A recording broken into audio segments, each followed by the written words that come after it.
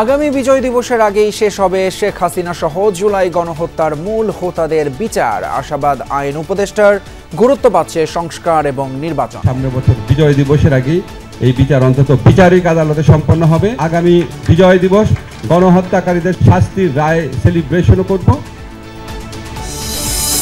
দীর্ঘদিন থাকতে পারে না অনির্বাচিত সরকার, মন্তব্য মির্জা ফখরুলের। 3 দিনেও সচিবালয়ে আগুনের রহস্য উন্মোচন না হওয়ার ব্যাখ্যা চান নেতারা।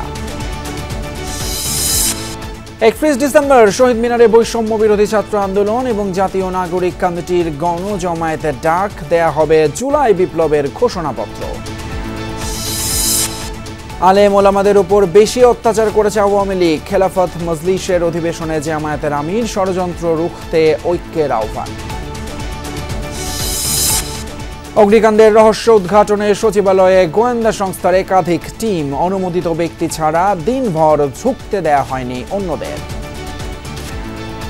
এখন যে কার্ডগুলো করছে কার্ডে অনেক ঢুকতে দেয় না, নতুন করে আবার কার্ড করতে হবে। যাদের স্থায়ী পাস নাই, কার্ড নাই, ডিজিটাল কার্ড নাই, তারা ঢুকতে পারবে না। এছাড়াও রাতের বাংলাদেশে আরও থাকছে। সারা দেশের অপরাধ নিয়ন্ত্রণে ম্যাজিক নেই পুলিশের কাছে, বললেন আইজিপি। ছিনতাই খুন নিয়ন্ত্রণের চেষ্টা করছে বাহিনী।